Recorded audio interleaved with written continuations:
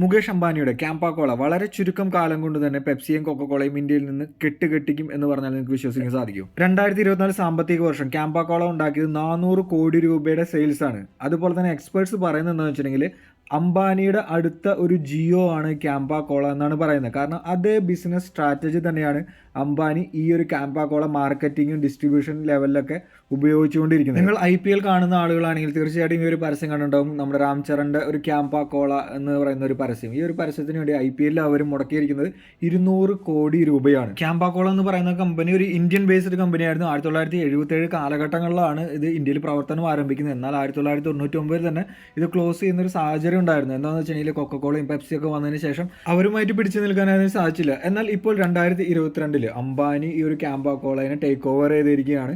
ആ ഒരു ബ്രാൻഡിനെ വീണ്ടും റീഇൻട്രൊഡ്യൂസ് ചെയ്തു. ഈ ഒരു 2024 കാലഘട്ടത്തിൽ മാത്രം ഒരു 1.5 ഇയേഴ്സിൽ 1.5 വർഷത്തിനുള്ളിൽ 1000 കോടി രൂപയുടെ സെയിൽസ് ആണ് ഈ ക്യാമ്പ കോള അംബാനിക്ക് നേടിക്കൊടുത്തിട്ടുള്ളത്. അപ്പോൾ എല്ലാവർക്കും ഒരു ചോദ്യം ഉണ്ടാവും, അംബാനി ഓയിൽ ബിസിനസ് ഒക്കെ നിർത്തിയിട്ട് കോള ബിസിനസ് തുടങ്ങിയോ എന്നുള്ളൊരു ചോദ്യം ഉണ്ടാവും. ഇതിന് നമ്മൾ രണ്ട് കാര്യങ്ങൾ കാണേണ്ടതുണ്ട്. ഒന്നാമത്തെ കാര്യം എന്ന് വെച്ചിട്ടുണ്ടെങ്കിൽ 1990 കാലഘട്ടങ്ങളിലാണ് ഈ ധീരുഭായ് അംബാനി ആയാലും മുകേഷ് അംബാനി ആയാലും ഈ ക്രൂഡ് ഓയിൽ ബിസിനസ്സിലേക്ക് വരുന്നത്. അതിലൂടെ അവർ വലിയൊരു പ്രോഫിറ്റ് ഉണ്ടാക്കി എന്ന് പറയാനായിട്ട് സാധിക്കും. എന്നാൽ ഈ ക്രൂഡ് ഓയിൽ ബിസിനസ് ഭാവി കാലങ്ങൾ നോക്കുകയാണെങ്കിൽ അതിൻ്റെ ഒരു ഫ്യൂച്ചർ എന്ന് പറയുന്നത് വളരെ കുറവാണ്. എന്താണെന്ന് വെച്ചിട്ടുണ്ടെങ്കിൽ എല്ലാവരും റിന്യൂവബിൾ എനർജി എന്ന് പറയുന്ന ആ ഒരു ലെവലിലേക്ക് മാറിക്കൊണ്ടിരിക്കുകയാണ്. സോ ഫ്യൂച്ചർ എന്ന് പറയുന്നത് വളരെ കുറവായതുകൊണ്ട് ആ ഒരു ഇതിനെ ഈക്വൽ ചെയ്യാനായിട്ട് മറ്റൊരു മേഖല തിരഞ്ഞെടുക്കേണ്ടതുണ്ട്.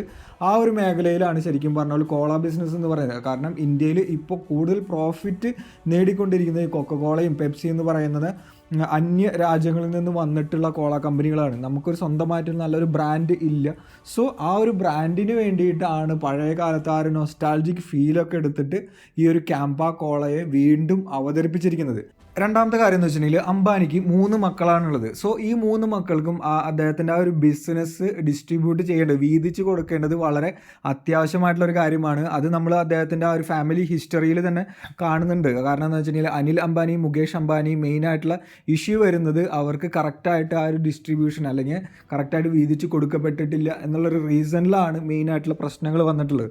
അതുകൊണ്ട് തന്നെ അദ്ദേഹത്തിന് 3 മക്കൾക്ക്, മുകേഷ് അംബാനിയുടെ 3 മക്കൾക്ക് അദ്ദേഹം കറക്റ്റായിട്ട് ആ ഒരു ബിസിനസ്സിൻ്റെ എല്ലാ മേഖലകളും നമുക്ക് വീതിച്ച് കൊടുത്തിട്ടുള്ളതായിട്ട് കാണാൻ സാധിക്കും. എങ്ങനെയാണെന്ന് വെച്ചിട്ടുണ്ടെങ്കിൽ ആകാശ് അംബാനി എന്ന് പറയുന്ന അദ്ദേഹത്തിൻ്റെ മകൻ ചെയർമാനാണ്. നമ്മുടെ ജിയോൻ്റെയും അതേപോലെ തന്നെ ഡിജിറ്റലായിട്ടുള്ള ബിസിനസ്സിൻ്റെയൊക്കെ ചെയർമാനാണ് ആകാശ് അംബാനി എന്ന് പറയുന്ന മകൻ. ആനന്ദ് അംബാനി എന്ന് പറയുന്നത് ഓയിൽ ആൻഡ് കെമിക്കൽസ്, ആ ഒരു ബിസിനസ് റിലേറ്റഡ് ആയിട്ടുള്ള എല്ലാ കാര്യങ്ങളിലും ചെയർമാനാണ് അദ്ദേഹം. അതേപോലെ തന്നെ ഇഷ അംബാനി എന്ന് പറയുന്ന അദ്ദേഹത്തിൻ്റെ ആ ഒരു മോൾ എന്ന് പറയുന്നത് റിലയൻസിൻ്റെ റീറ്റെയിൽ മേഖലയുടെ ആ ഒരു ചെയർമാനാണ്. ഫാഷൻ ആൻഡ് കൺസ്യൂമർ ആ ഒരു മേഖലയുടെ ചെയർമാനാണ്.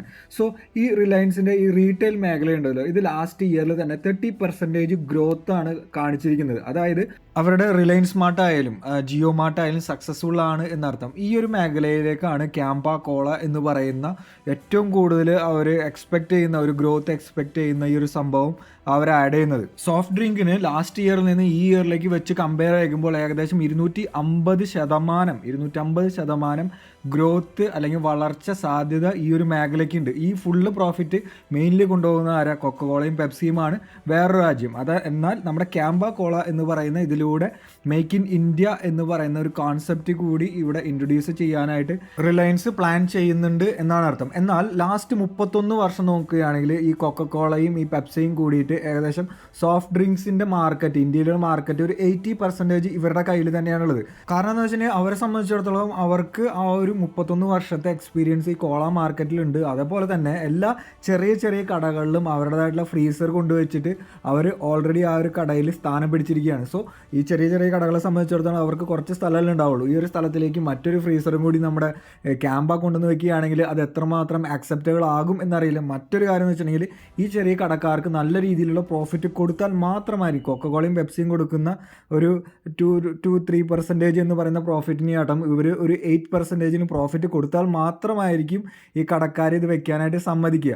വേറൊരു കാര്യം നമ്മൾ ചിന്തിക്കേണ്ടതെന്ന് വെച്ചിട്ടുണ്ടെങ്കിൽ ഈ ഒരു കാലഘട്ടങ്ങളിൽ തന്നെ ക്യാമ്പ എന്ന് പറയുന്നത് അവരുടെ മാർക്കറ്റിംഗ് സ്ട്രാറ്റജി ഓൾറെഡി ഇംപ്ലിമെൻറ്റ് ചെയ്ത് കഴിഞ്ഞു. എങ്ങനെയാണെന്ന് വെച്ചിട്ടുണ്ടെങ്കിൽ നമ്മുടെ കൊക്കക്കോളയും പെപ്സിയും കൊടുക്കുന്നതിൻ്റെ പകുതി വിലയ്ക്കാണ് ക്യാമ്പ അവർക്ക് അതായത് കസ്റ്റമേഴ്സിന് ഈ ഒരു ഇത് പ്രൊവൈഡ് ചെയ്യുന്നത്. അതായത് പകുതി 20 രൂപയ്ക്ക് കിട്ടുന്ന കൊക്കക്കോളയുടെ അതേ സംഭവം തന്നെ ക്യാമ്പ കൊടുക്കുന്നത്, അതേ മില്ലിഗ്രാം തന്നെ ക്യാമ്പ കൊടുക്കുന്നത് 10 രൂപയ്ക്കൊക്കെയാണ് കൊടുക്കുന്നത്. സോ അത്രയ്ക്കും കസ്റ്റമേഴ്സിന് അത്രയ്ക്കും യൂസ്ഫുള്ളാണ്. പക്ഷേ ഇത് കച്ചവടം ചെയ്യുന്ന കച്ചവടക്കാർക്ക് ഇതിൽ നിന്ന് എത്ര പെർസെൻറ്റേജ് കൊടുക്കാൻ സാധിക്കും എന്നുള്ളതാണ് വലിയൊരു ചോദ്യചിഹ്നം. അതേപോലെ മറ്റൊരു കാര്യം എന്ന് വെച്ചിട്ടുണ്ടെങ്കിൽ ഇവർ ഗുജറാത്തിലെ ഒരു വലിയൊരു ഫേമസ് സോഫ്റ്റ് ഡ്രിങ്ക് കമ്പനി ആയിട്ടുള്ള ഒരു കമ്പനിയുടെ 50% സ്റ്റേക്ക് സ്റ്റോക്കുകൾ വാങ്ങിച്ചു കഴിഞ്ഞു. എന്തിനാണെന്ന് വെച്ചിട്ടുണ്ടെങ്കിൽ ആ ഒരു കമ്പനിയും കൂടി മെർജ് ചെയ്യുന്ന ഒരു സിറ്റുവേഷനിലേക്ക് കൊണ്ടുവരുന്നു. എന്നാൽ കൊക്കോളയും പെപ്സിയും ഒന്നും മെർജ് ചെയ്യാൻ പറ്റില്ല, കാരണം അല്ലെങ്കിൽ വാങ്ങിക്കാൻ പറ്റില്ല, അവർ ഓൾറെഡി വലിയ ബിഗ് ജയൻസ് ആയതുകൊണ്ട് തന്നെ. പക്ഷേ നമുക്ക് അല്ലെങ്കിൽ ഈ ഒരു റിലയൻസിന് കൊക്കക്കോളയും പെപ്സിയുടെയും ആ ഒരു സാന്നിധ്യം ഇന്ത്യയിൽ നിന്ന് കുറയ്ക്കാനായിട്ട് സാധിക്കും. ഈ നോർത്ത് സൈഡിലൊക്കെ ഒരു 10% വരെ ക്യാമ്പ അവരുടെ ഈ ഒരു സോഫ്റ്റ് ഡ്രിങ്ക്സ് മാർക്കറ്റ് ഇപ്പോൾ തന്നെ പിടിച്ചു കഴിഞ്ഞു എന്നാണ് പറയുന്നത്. ജിയോയിൽ ഉപയോഗിച്ച അതേ മാർക്കറ്റിംഗ് സ്ട്രാറ്റജി തന്നെയാണ് ക്യാമ്പയിലും അവർ പ്രയോഗിച്ചു തുടങ്ങിയിരിക്കുന്നത്. എങ്ങനെയാണെന്ന് വെച്ചിട്ടുണ്ടെങ്കിൽ പകുതി വിലയ്ക്ക്, അതായത് 250 ml കൊക്കക്കോള കിട്ടുമ്പോൾ നമുക്ക് 20 രൂപയ്ക്കാണെങ്കിൽ 250 ml ക്യാമ്പ നമുക്ക് വെറും 10 രൂപയ്ക്ക് കിട്ടും. സോ മിഡിൽ ക്ലാസ് ആയാലും ലോവർ ക്ലാസ് ആയാലും ഈ സോഫ്റ്റ് ഡ്രിങ്ക് എന്ന് പറയുമ്പോൾ ക്യാമ്പ എന്ന് പറയുന്ന ഒരു ഓപ്ഷൻ ഫസ്റ്റ് വന്ന് നിൽക്കും എന്നുള്ളതാണ് പ്രത്യേകത. മറ്റൊരു കാര്യം എന്ന് വെച്ചിട്ടുണ്ടെങ്കിൽ സൗത്ത് ഇന്ത്യയിൽ വെറും 2-3 സ്റ്റേറ്റുകൾ മാത്രമാണ് ഇപ്പോൾ ഇത് അവൈലബിൾ ഉള്ളൂ. കാരണം എന്താണെന്ന് വെച്ചാൽ ഓൾറെഡി കൊക്കക്കോളയും പെപ്സിയും അവിടുത്തെ ഓരോ സ്റ്റോറുകളും ഫില്ലായിട്ട് നിൽക്കുന്നത് കൊണ്ട് തന്നെ ക്യാമ്പയിലേക്ക് കയറി പറ്റുക എന്നുള്ളത് കുറച്ച് ബുദ്ധിമുട്ടായതുകൊണ്ടാണ് മെയിൻലി അവർ ഫോക്കസ് ചെയ്യുന്നത് ആന്ധ്രാപ്രദേശ്, തെലുങ്കാന ആ ഒരു മേഖലയിലാണ്. സോ അതുകൊണ്ട് തന്നെയാണ് ആ ഒരു IPL രാംചരൺ എന്ന് പറയുന്ന ആ ഒരു ഐക്കൺ താരം ശരിക്കും പറഞ്ഞാൽ അവർ ഉപയോഗിച്ചിട്ടുള്ളതും. സോ എനിക്ക് തോന്നുന്നു സ്റ്റെപ്പ് ബൈ സ്റ്റെപ്പായിട്ട് അവർ ഈ കോള മേഖല പിടിച്ച് അടക്കും എന്നുള്ളതാണ് എനിക്ക് തോന്നുന്നത്. ഈ ഒരു കാര്യം നമ്മൾ ജിയോയിൽ ഉപയോഗിച്ച പൈസ ആദ്യം കുറച്ച് കൊടുത്തിട്ട് അവസാനം പൈസ കയറ്റി ആദ്യമൊന്നും പ്രോഫിറ്റ് ഉണ്ടാവില്ല, അതിനുശേഷം പ്രോഫിറ്റ് എന്ന് പറയുന്ന ആ ഒരു ലെവലിലേക്ക് എത്തുക എന്നുള്ളതായിരിക്കും അവരുടെ മെയിൻ ആയിട്ടുള്ളൊരു സ്ട്രാറ്റജി. മറ്റൊരു കാര്യം എന്ന് വെച്ചിട്ടുണ്ടെങ്കിൽ കൊക്കക്കോളയിൽ വർക്ക് ചെയ്തിരുന്ന ചെയർമാനാണ്, 17 വർഷം വർക്ക് ചെയ്തിരുന്ന ചെയർമാനായിട്ടുള്ള ടി കൃഷ്ണകുമാറിനെയാണ് ഇപ്പോൾ ക്യാമ്പയുടെ ചെയർമാനായിട്ട് നിയമിച്ചിട്ടുള്ളത്. വേറൊരു കാര്യം എന്ന് വെച്ചിട്ടുണ്ടെങ്കിൽ പ്രസൂൺ ജോഷി എന്ന് പറയുന്ന അവാർഡ് വിന്നിങ് ആർട്ട് ക്രിയേറ്ററാണ്. ഈ ഒരു നമ്മുടെ തണ്ട മത്ലബ് കൊക്കക്കോള എന്ന് പറയുന്ന 2003 ഇറങ്ങിയ ഒരു പരസ്യം എല്ലാവർക്കും ഓർമ്മയുണ്ടാകും എന്ന് തോന്നുന്നു. ആ ഒരു ആഡിൻ്റെ ഒരു രീതിയിലായാലും കൂടുതൽ പ്രസൻസ് അവർക്ക് ഈ ഒരു മേഖലയിൽ ഉണ്ടാക്കാൻ വേണ്ടിയിട്ട് നല്ല കഴിവുള്ള ആളുകളെ തന്നെയാണ് ക്യാമ്പ എന്ന് പറയുന്ന ഈ രീതിയിലേക്ക് അവർ നിയമിച്ചിട്ടുള്ളത്. സോ ഇത് ഫുള്ളി അവർ പ്ലാൻഡ് ആണ്. വിത്തിൻ ഒരു 2 years തന്നെ മാർക്കറ്റിൻ്റെ, നമ്മുടെ ഇന്ത്യൻ കോള മാർക്കറ്റിൻ്റെ ഒരു ഭൂരിഭാഗവും ക്യാമ്പ പിടിക്കാനായിട്ടുള്ള എല്ലാ തരത്തിലുള്ള പ്ലാനിങ്ങും ഓൾറെഡി അവരുടെ കയ്യിലുണ്ട്. നമ്മൾ സിമ്പിളായിട്ട് നോക്കുകയാണെങ്കിൽ നമ്മൾ ബിഗ് ബസാർ എന്ന് പറയുന്ന ഒരു സംഭവം കുറച്ച് കാലങ്ങൾക്ക് മുമ്പ് ഉണ്ടായിരുന്നില്ല. നമുക്ക് എന്ത് സാധനങ്ങൾ വാങ്ങിക്കാനായിട്ട് നമ്മൾ ഫസ്റ്റത്തെ ഓപ്ഷൻ എന്ന് പറഞ്ഞിട്ട് ബിഗ് ബസാർ ആയിരുന്നു. പക്ഷേ ഈ ബിഗ് ബസാറിന് ഇപ്പോൾ കാണാനില്ല. ആ സ്ഥാനത്ത് ഇപ്പോൾ റിലയൻസ് റീറ്റെയിൽ എന്ന് പറയുന്ന ഒരു ഓപ്ഷനാണ്. അതായത് അവരെല്ലാ തരത്തിലുള്ള കമ്പനികളെയും അക്യൂർ ചെയ്തുകൊണ്ടിരിക്കുകയാണ്, ടേക്ക് ഓവർ ചെയ്തുകൊണ്ടിരിക്കുകയാണ്. ഇതിൻ്റെ അർത്ഥം എന്താണെന്ന് വെച്ചിട്ടുണ്ടെങ്കിൽ ക്രൂഡ് ഓയിലും അതേപോലെ തന്നെ ഓയിൽ റിലേറ്റഡ് ആയിട്ടുള്ള കാര്യങ്ങൾക്കൊക്കെ ഭാവിയിൽ വലിയ ഡിമാൻഡൊന്നും ഉണ്ടാവില്ല. പക്ഷേ എങ്ങനെ പോലും FMGC എന്ന് പറയുന്നത്, അല്ലെങ്കിൽ നമ്മുടെ അരി, പച്ചക്കറി, അതേപോലത്തെ സംഭവങ്ങൾ, ഗൃഹ ഉപകരണ സാധനങ്ങൾ, ഇതിനൊക്കെ നല്ല ഡിമാൻഡ് ഉണ്ടാവും. അതുകൊണ്ട് തന്നെയാണ്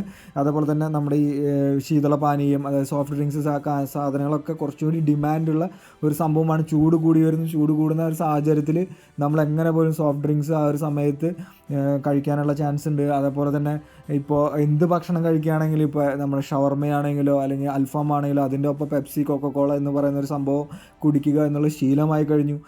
സോ ഈ ഒരു ക്യാമ്പ എങ്ങനെ പോയാലും വരുന്ന ആളുകളിൽ നമ്മളുടെ നിരത്തുകളിൽ അല്ലെങ്കിൽ നമ്മളുടെ സാധാരണ ചെറിയ ചെറിയ സ്റ്റേഷനറി ഷോപ്പുകളിൽ സാന്നിധ്യം അറിയിക്കുന്നതായിരിക്കും.